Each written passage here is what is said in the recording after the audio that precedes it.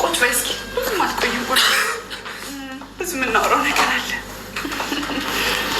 በል ናታን፣ አሁን ላባዬ መጠጤ ውስጥ ማን ድራጉ እንደጨመረብኝ ንገረው።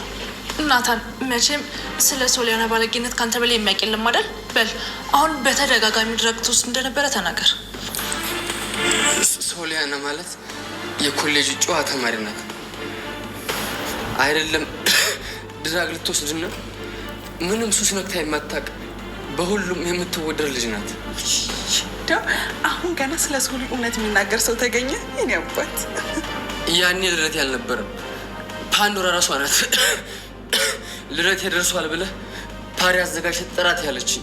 ምን አንተ ማትረባ ገላለሁ። እሺ ያው አንቺ ልጅ አውርቶ ይጨርስበት። ከዛ ሶሊያና የምትጠጣው ለስላሳ ላይ ድራግ ጨምራ ሶሊያናን እንደዚህ ያሳበረቻት ፓንዶራ ራሷ ናት። ልቀቂኝ ልቀቂኝ። ልታስናት ዝም ብለህ ኮመንደር ማከም ሰላም ይበቃል ይበቃል። አቶ በሉ አዜብ ላይ ጥቃት በማድረስም ከንዶራንም ሳይቀር ከቤቱ አባሯቸው ይገኛል። ናታንም እንግዲህ ያለውን ነገር ሁሉ እውነቷን ተናግሯል ማለት ነው። ከንዶራ እንግዲህ ሄዷም እባክህን እናቴ ከቤቱ ወጥታለች ዋሽልኝም ብትለው ሊዋሽላት አልቻለም ማለት ነው።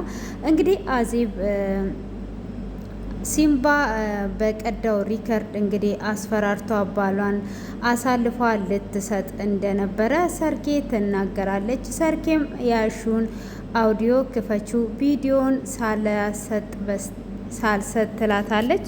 እሷም እንደዛ ስትላት እጇ በጣም እየተንቀጠቀጠ ሰውነቷ ሳይቀር እየተንቀጠቀጠ ክፈቺ ብዬሻለው አንቺ ሴትዮ በማለት እንግዲህ አቶ በሉም እንድትከፍት ያደርጋል።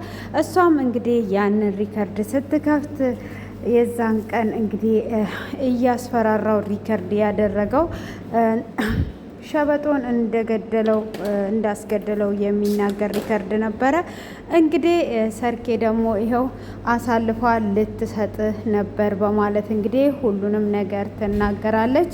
አቶ በሉ ማመን ነበር ያቃተው። እንግዲህ አዜብን ክፍል ውስጥ በማስገባት ለብዙ ሰዓታት ሲቀጠቅጣት ነበረ። ከንዶራም እንግዲህ እየተሳቀቀች ብቻዋን እያለቀሰች እናቴ እያለች እንግዲህ ልታስጥላት አልቻለችም። ለብዙ ሰዓታት ሲደበድባት ሶሊ እንግዲህ አንጀቷ አልችልም ብሎ ሄጄ ለእናቴ ምንም ቢሆን የእንጀራ እናቴም ቢሆን እስከ ዛሬ አሳድጓኛለች ማገላገል አለብኝ ብላ ፋንቱን ስትላት ይህን ብዙ ከቆየ ሊገላት ይችላል ብላ ብትልም ሰርኬ ትመጣና ኧረ ምንድን ያልሽው? ወዴት ነው የምትሄጂው? የትም መሄድ የለም።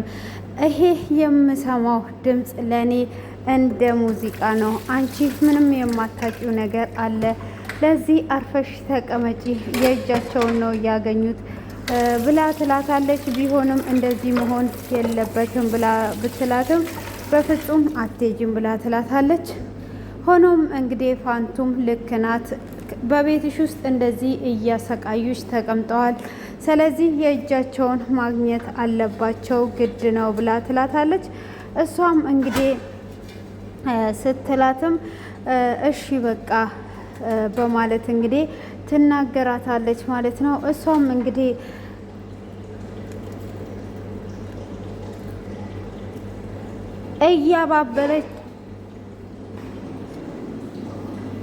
እያባበለቻት እንዳትሄድ ታደርጋታለች። እሷም ሄዷ አላገለገለቻትም። እንግዲህ ከንዶራ ትገባና አባቴ ይበቃሃል፣ ይህን ያህል ምን አደረገች? አንተንስ ማን ነው የሚቀጣ? እሷን እንደዚህ የምትቀጣው አንተን ማን እንዲቀጣ ነው እናቴን እንደዚህ የምትደበድባት ብላ ትላለች። አንቺም ሆንሽ እሷም ከዚህ ቤት ጥርግ ብላችሁልኝ እንድትወጡ እፈልጋለሁ ብሎ ይላታል። እሷም እናቷን ታባብላታለች ማለት ነው። አንቺ ለምን እውነቱን አትነግሪም? እውነቱን ተናግረሽ አንቺ አውቀሽ አይደለ የገደልሻት።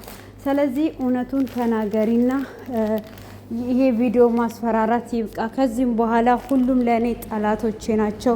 ከዚህም በኋላ ደግሞ አንቺ የምትይኝን ምንም ነገር አልሰማም። ስለዚህ እኔ ሁሉንም ነገር እናገራለሁ ብላ ትላታለች። ከንዶራንም ተረጋጊ፣ አሁን ይህንን ነገር ካረሽ ይሄን ያህል በዚህ ሪከርድ የደበደበኝ እንደዛ ማድረጌን ሲያቅ ደግሞ በአንድ ሽጉጥ ነው የሚደፋኝ ብላ ትላለች። እሱንስ የሚቀጣው የለም እንዴ ብላ ስትልም እሱ ሁሉ ነገር በእጁ ነው፣ እሱ የመታሰሩ ሳይሆን የክብሩ ነገር ያስጨንቀዋል። ስለዚህ አሁን ላይ ያለው ነገር ለመፍታት አንቺ ይሄንን አይደለም ማድረግ ያለብሽ፣ በፍጹም ይሄ ነገር መሆን የለበትም። ስለዚህ አንቺ ይሄንን ቪዲዮ አታንሺ፣ እኔም አልነግረውም፣ ሁሉም ነገር ይስተካከላል ትላለች። እንግዲህ አዜብ በጣም ነው የተደበደበችው ማለት ነው። ሆኖም እንግዲህ እነሱ እዛው ለመኖር እያሰቡ ሳለ አቶ በሉም ሻንጣውን አዘጋጅቶ በይ ቀጥ በይና ከዚህ ቤት ውጪ ይላታል። እሷም እንግዲህ ከዚህ ቤት እንዴት ወዴት ነው የሚሄደው? በሉ እውነት እንደፈከርከው አደረግከው ወይ? ከዚህ ቤት የት እንዲሄድ ፈልገ ነው ብላ ስትልም በይ ቀጥ በይና ሂጂ፣ ይሄ ሁሉ አመታት አብሬሽ ስቀመጥ እንደዚህ ታደርጊያለሽ ብዬ አንድ ቀን አስቤም አላቅም በማለት እንግዲህ ይናገራል። ሆኖም እንግዲህ በዛኑ ሰዓት ሶሊም ከዚህ ቤት መሄድሽን ባልደግፍም ግን አባቴ ልክ ነው ብላ ትላለች። አቶ በሉም እንግዲህ እሷን እንደዚህ መናገር ስልጣን የለሽም፣ ምንም ነገር አትናገሪ፣ ዝም በይ ብሎ ይላታል ሶሊን። ሆኖም በዛኑ ሰዓት ከንዶራ አንቺ ለዚህ ቤት ስልጣን የለሽም ወይ? አንቺ ለምንድን ነው ዝም ብለሽ የምትወጪው? ብላ ስትላትም ስልጣን ማን እንዳለው እኔ ራሴ አሳውቃችኋለሁ፣ ጭራሽኑ ስልጣን ትያለሽ እንዴ? በማለት እንግዲህ መናገር ይጀምራል አቶ በሉ ማለት ነው። ሆኖም እንግዲህ አቶ በሉ እንደዛ በሚናገርበትም ሰዓት እሷም ይሄ ነገር ካዲያ እንዴት ነው የሚሄደው? ግን እንዴት ሊሆን ነው? በቃ ተይ እየተባባሉ እንግዲህ ይገኛሉ። ሆኖም እንግዲህ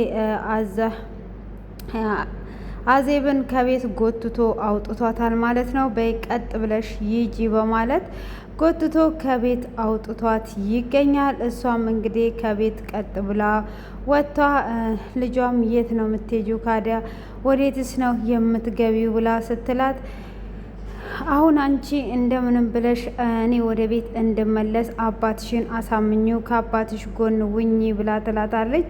እሷም እንዴት ሆኜ ነው ከአባቴ ጎን የምሆነው ብላ ስትልም አባትሽ ጋር ሁኚ ሁሉንም ነገር ለመጨረስ ስትላትም እሺ በቃ እሆናለሁ፣ ግን እንዴት እንደመሆን እኮ ግራ ገብቶኛል ብላ ስትልም ናታንን ፈልገሽ አምጥተሽ ለናታን ስለ ሶሊ ያለውን ነገር ይናገር ይዋሽና እኔ ብቻ አንድ ጊዜ እዛ ቤት ልግባ፣ ሁሉንም ነገር አስተካክላለሁ ብላ ትላለች።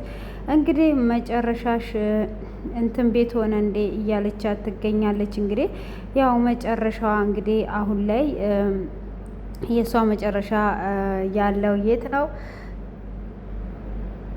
ወደ ሆቴል ገብታለች ማለት ነው። እንግዲህ እሷም ሆቴል ብትገባ ሁሉም ነገር እንግዲህ አሁን ላይ እየተስተካከለ እየመጣም አይደለም ማለት ነው። ነገሮች ሁሉ እየተበላሹ ይገኛሉ። ሆኖም እንግዲህ ይሄ ነገር እንደዚህም ቢሆን ነገሮች ቢበላሹም ማለት ነው እንግዲህ ምንም አይነት ነገር ማድረግ ስለማትችል ዝም ነው ያለችው ማለት ነው። ሆኖም እንግዲህ ናታንን ቀርማ ሶሊ አግኝቷ ነበረ። ሶሊም እንግዲህ ስታገኘው እባክህ ናታን ብላ ትለዋለች። ናታንም ሶሊ ቀጥሯ ስታገኝ ይቅርታ አረግሽልኝ ወይ ብሎ ሲላትም አዎ ከሌለህበት ይቅርታ አድርጌልሃለሁ፣ ግን አንድ ነገር እንድታደርግልኝ እፈልጋለሁ ብላ ትለዋለች። ምንድነው የምትፈልጊው ነገር ብሎ ሲላትም እሷም እንግዲህ ምንድነው የምትፈልጊው ነገር ካል ያለው ብሎ ቢላትም ማለት ነው። እሷም ያለውን ነገር ትነግረዋለች፣ የምትፈልገውን ነገር ማለት ነው። እሷም እንግዲህ የምትፈልገውን ነገር ከነገረችው በኋላ እንግዲህ ለአባቴ ሄደክ ሁሉንም ነገር ትነግረዋለ ብላ ትለዋለች። ምንድን ነው የምነግረው ብሎ ሲላትም እንግዲህ እኔ በባለፈው ሽጉጥ አንስቶብኝ ነበረ፣ ዛሬ ደግሞ እንዳይገለኝ ሄደህ ያለውን ነገር እንድትነግራቸው እፈልጋለሁ ብላ ስትልም እሺ በቃ እንደዛ ከሆነ ምንም አይነት ችግር የለም እኔ ከጎንሽ ነኝ የምሆነው ብሏት እንግዲህ ናታን ከእንዶራ ሳትሆን ለእንትና ፍቅርን ፎንቃ ገብቶለታል። ሆኖም እንግዲህ አቶ በሉም እየደበደበው ይገኛል። እንግዲህ በመጨረሻ ከንዶራንም እየደበደባ ክፍሉ ተጠናቋል። ቀጣዩን ይዘን እንመጣለን። መልካም ምሽት።